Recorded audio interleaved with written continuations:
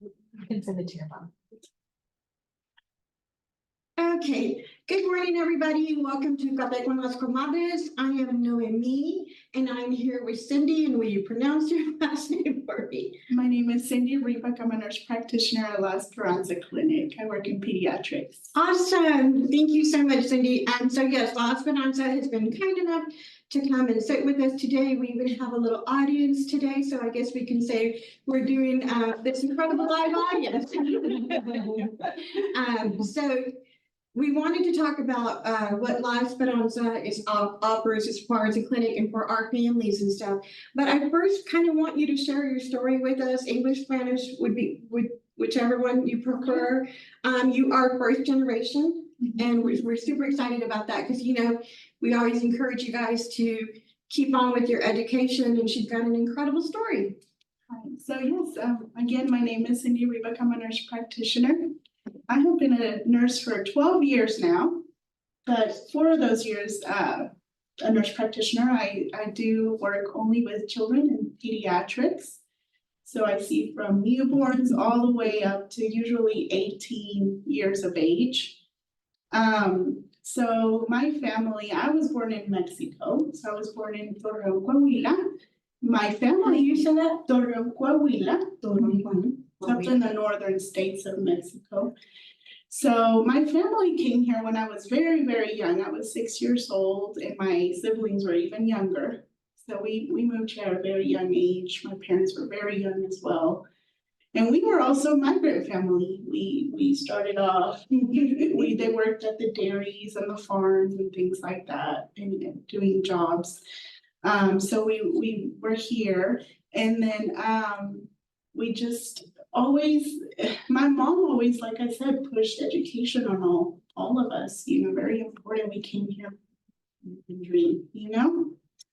So we started, you know, focusing on our education, and then I knew I wanted to become a nurse since I was a very young child. I love that. So I just enjoyed taking care of people, and then as a nursing school, that's when I made the decision to become part of pediatric team. So worked in the hospital, clinic-wide, making sure the child was taken well care of. And as providers, I feel like childhood is very important. So we tend to help shape the future with little kids. So starting as a young baby, teaching the parents, reading is important. Spending time with your child is important to help shape their mental health, to help shape their growth and development and all of that.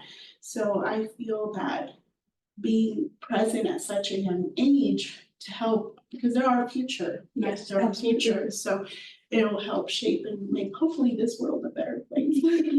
I love that because you're not just looking out for the children, the students, but you understand that when we get old and gray, they're making the decisions and they're creating the laws. So education is very important for our future.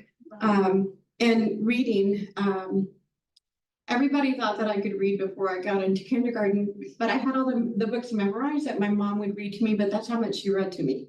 Right. That I had the pages memorized and knew when to turn the page and everything. So I've been an avid reader since I was tiny.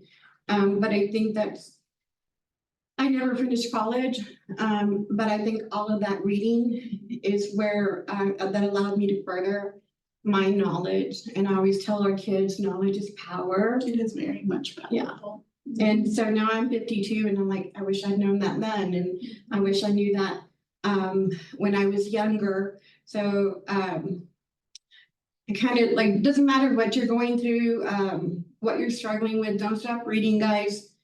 Knowledge is power. You only know what you continue to teach yourself and grow with. So that's incredible. As a migrant student, so you were 6. As a migrant student coming in to the school in the U.S., how comfortable were you, or how hard was it? Very uncomfortable because I didn't speak the language. I didn't know any English, so I had to ride the bus by myself because my siblings were young. So I didn't have anybody at school that I could be like, you know, I can go see my little sister or my little brother. No, I was, you know, my mom had to put me in a bus and here goes So that was it, and I didn't know anybody. Didn't speak, and the hardest part is not speaking the language, because as little kids, you like to talk to other children and what's that toy? What is that you got? What are you eating? What are you, let's play. I couldn't communicate. So it was a very difficult start. How did you, okay, because we have a lot of our kids who come in, especially Miles too, because there's a dairy. A lot of our kids who come in and who struggle with that. Our older kids especially end up leaving school, which hurts us, gets us to the core, because they struggle with that so much, and they don't have friends, or they don't have a teacher they feel they can connect with who speaks the language. How did you overcome that? Well, I don't remember having a teacher that spoke the language. I really don't. I think that's when your parents come in. So your parents letting them know that it's gonna be okay. Kids their brains are sponges. I feel that. And they just learn so fast and so much. So that's when your parents come in, and that's what I feel that my parents did. They push you, and everything's gonna be okay. You're only there for a few hours. You're there to learn. So now you're also learning another language.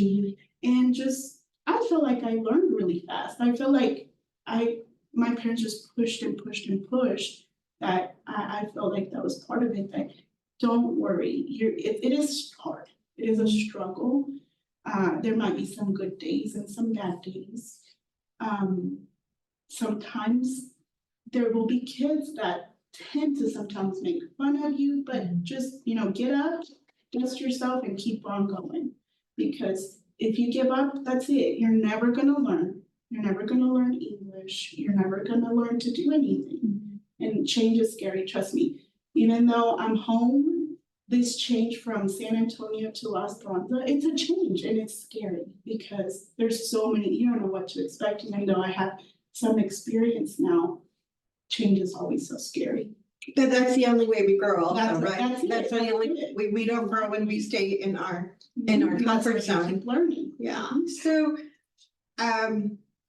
that's important for the parents to acknowledge that, yes, you are going through a struggle, but constantly encouraging them that it'll get better, because it does get better. Yes, because if you don't, then you're gonna be 5 years down the road, you still don't know the language, and you're still struggling. Yeah, and then you always think, my thing that's the most scary is the what if. Like, if you don't stay in school and you don't try to learn, what if I would have learned English? How many doors would that have opened for me? Where would I be now if I didn't, if I didn't do this, if I didn't do that? So go do it. It's scary. If you don't like it or something, then you have somebody to talk to, somebody to guide you. Yeah. We also encourage our parents, because sometimes you find a lot of parents who have been here for several years who don't know the language yet either. So we do constantly encourage our parents to, like Howard College has the English classes and stuff like that they can do. And a lot of them sometimes are online, so ESL and stuff like that. We encourage our parents so that they can communicate with the school and advocate for the kids. Romana did an amazing job with some of our parents via Zoom, and had like a communication class. So had parents practicing, and a lot of dads got on there. We were so happy and excited about it. They got on there and they learned how to communicate better with the schools. They learned some English through the class. The kids joined in with them. So that's another thing that we encourage our parents, because the kids are struggling in school. It's not easy for them, but when they sit there and learn with their student, they're reinforcing, the importance of the education. So we always encourage them to do that too. So, does your mom know English? She says she does that, but She does, right? But the thing that happens is that I feel like in the school, because they're scared to speak the language, because I'm gonna get made fun of. That's, even my mom says that I now went through that, yeah. as an adult, and she's like, I don't wanna speak because they're gonna laugh at me. They don't, but It's just, I feel her, believe me, I feel her when I'm interviewing a family and my Spanish is so just chopped up. Because it's not even Spanish, it's Tex-Mex, and then I'm chopping that up too. So that's always fun. So I feel the same way, but honestly, they feel the same when they're like trying to speak Spanish to you or when they're trying to speak English to you. So it's just, we all kind of feel the same. But I guarantee you she knows it. My grandmother never spoke English, but she knew everything that was going on in those soap operas. Because she would tell me. Yeah. She would tell me, oh, this lady and that man. And I'm like, I thought you didn't know English. But no, I'm really excited that you're just a prime example of what you can accomplish, even though you have all of these barriers. yes. And as a migrant program, we work really hard to remove barriers for our students because we want them to be successful. What do you think your biggest barriers were? As starting off, I would have to say again, the language. Sometimes being migrant is money, financial situation, you know, because kids do a lot, there's activities and we want things. So culture as well. So we have, you know, as Hispanics and all that, we have different cultures, beliefs, things like that. And sometimes kids growing up here, we grow up with these cultural beliefs here in the United States, but we still have this home full of Hispanic beliefs. So then they become this big clash sometimes. So I would say those are language, financial, and culture. Language, financial, and culture. That's something to keep in mind when we're thinking about what, how we can work to remove the barriers. One of the things that we do is we hold 2 packs, one in the winter and one in the spring. And it's when we bring our families in together, we kind of go over what's been going on, what their concerns are about eating, which they hardly ever give us any concerns. But it is ignorant on my part that I think everybody eats rice and beans if they're Latin. I learned that, but it's incredible what we think we know, and how we've had to do a lot of, I've had to do a lot of self-evaluation on what do I really know about this. So go in and study a little bit more about the culture, a little bit more about the food, because so we were like, oh, you know, we bring rice and beans and stuff, you know, that's a staple that they're used to. No, a lot of our families don't eat beans, and I was blown away. So learn the cultures, definitely. I didn't know a lot about, like I said, we're Tex-Mex. We grew up here in Texas, so I don't know a lot about Dia de los Muertos and like all of the different things they do at Christmas. So we did now I can't think of it starts with the P. What do you do at Christmas time? Posada. We did. Thank you. So when we were planning that for PAC, I had to really look into, you know, what does this stand for and what is this for, or is it something that we just kind of threw in there? So that was really interesting. So definitely the culture is one thing that we've learned that we really need to pay attention to. Language, I really don't know how to help our students more with that, because they're getting help in school. Right. So we do we need to speak to them in their language so that they can understand what we're trying to say to them. But I think we need to maybe take more time and just have maybe a weekly powwow where they just get a chance to speak in English and maybe learn. Yeah, just pushing to stay in Mhm. school. And have, Pushing to yes. have that. Knowing that it's gonna Yes. happen. That's been a real hard thing sometimes for us. And like I said, our heart breaks when we watch a student walk away from that opportunity. But we completely also understand when our students are older and they start to work, that money is necessary for their families. So we try to find a way to work around it, not always successful. But I'm super excited about having you around for part of our migrant program, once y'all get drugged in. So I do want to learn more about La Esperanza. You have a new location. Right. Y'all got it done pretty quick, I think, because I had been over at Galilee. I'm like, oh, something's going on there. And then by the time I knew it, Amanda said, hey, we opened up already. So I was really excited about that. So tell us about your opening. Tell us about what's going on at this clinic. So we have La Esperanza Buick location, which is off of Sherwood. It's right behind the Buick GMC dealership, right beside Rosa's Cafe. So we're right there. We have 3 services there. We have behavioral health, we have pediatrics, which is myself, and then we have a wonderful provider as well for family practice. So we offer those 3 providers. We have walk-in appointments, we have well checks, vaccines, we pretty much have everything there. And then we are grand open. So we're already open. We've been open since last week, but we are 2 weeks ago, I'm sorry. So we are doing the grand opening to the public on the 18th, which is this Thursday at 4 p.m.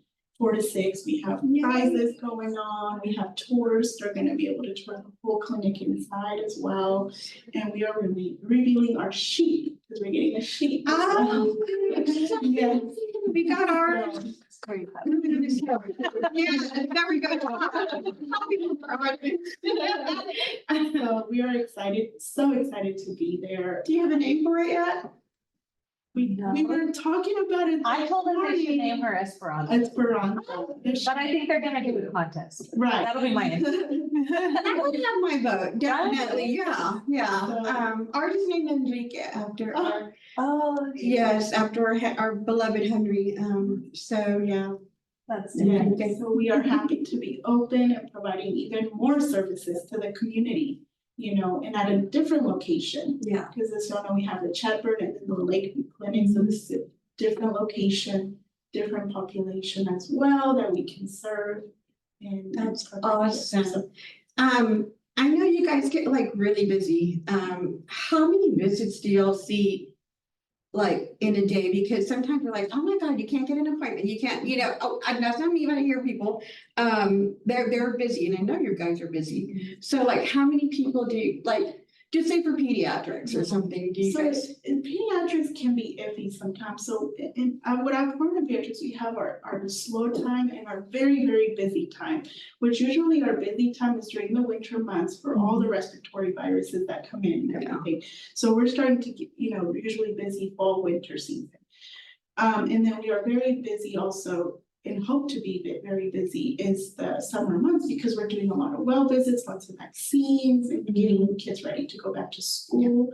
So right now, at the beauty, like I said, we always have walk-ins available. And the good thing about La Esperanza Clinic is because we have we have 3 providers full-time that see children. And then we have the other pediatrician as well, Dr. Ward, and we all see each other's patients. So for example, if one of us is unavailable, we do offer other providers to see the kiddos as well, if the parent agrees on the location and time and all of that. So we always have something. I think we won't ever not have anything. We'll always make But Amanda and I got a glimpse of it the other day, and it's beautiful. It's very white still.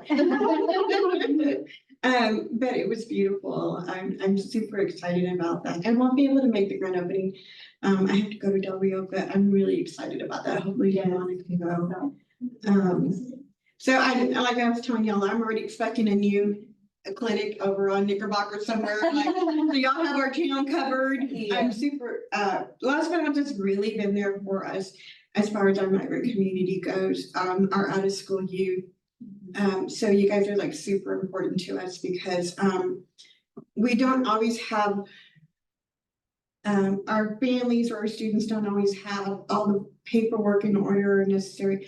You're 16 and you're working by yourself and you don't have family, you don't know what, or you've moved on, and these kids they're hidden from society sometimes.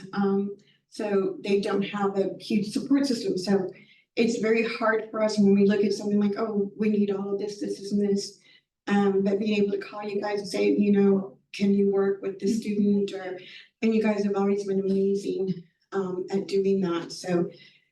And it's important for us because we had a spurt recently of a lot of babies born. So having not only the doctor visits for mom to take the baby to, but maybe a little knowledge passed on to our moms too about caring for herself afterwards, because with the Medicaid, you know, it's not like it used to be before. I think you used to keep it for like 6 months to a year and it included mom. But that doesn't do it. It's not thought like that anymore. It kind of, it's just baby, from what I understand. So it just kind of serves the baby after birth. So one thing we want to always look at is for our moms to have a place to be able to go and get the knowledge that they need. Because they're students, so they're, you know, anywhere from 16 to 21. So they're still young too, and without, like I said, the family support. So Romana does an amazing job of keeping our students connected to some kind of clinic and helps them with their Medicaid or whatever it is that they have to go through. So she does an incredible job, and that's where she is right now. We miss you, Romana. She's with family, getting paperwork and stuff done. What else can you tell us about the clinic? Anything we may have missed? So talking about moms as well, we have the OB-GYN department as well. So we keep moms healthy as well. Behavioral health and of course family practice in all locations too. So we have different services for different populations, different age groups. So I feel like we cover a lot of area. Yeah. Which is perfect. And you were Spanish speaking. I am a Spanish speaking provider, so if that makes you feel more comfortable and able to communicate better the needs of your child, come on over to Buick. And if you know Rosas, right there. Have lunch at Rosa. Oh, there you go. We're actually kind of early. I need two things from you. En español, por favor. Okay, I'm ready. One is some sage advice for parents of migrant students, and two is some sage advice for our students who are going through what you went through. And of course, it's a different day and age. We have social media. Bullying is very different these days. So just some sage advice for our parents and then for our students. Okay, in Spanish. In Spanish, With me. Let's start with the parent. Vamos a empezar con los papás. Tres cosas importantes para los papás es tratar de educar a los niños y tratar de hacerlos saber que lo más importante es la educación, quedarse en la escuela, la salud, ¿ok? Tratar de convivir juntos siempre, comer saludable y no darse por vencidos, que todo cambia para bien. ¿Okay? Eso es para los papás. Y para los estudiantes, igual no dejar de ir a la escuela, lo más importante, hacerle caso a los papás y también siempre mantener, aunque a veces las cosas son difíciles, mantener una mentalidad positiva y saber que todo cambia, todo mejora. Awesome. Well, thank you so much, Cindy, for joining us. I look forward to an amazing partnership because we've always had a great partnership with La Esperanza. You guys are amazing. You do incredible work there. So thank you so much for joining Café con las Comadres today. And we will see y'all soon. Look for the video on YouTube also, guys.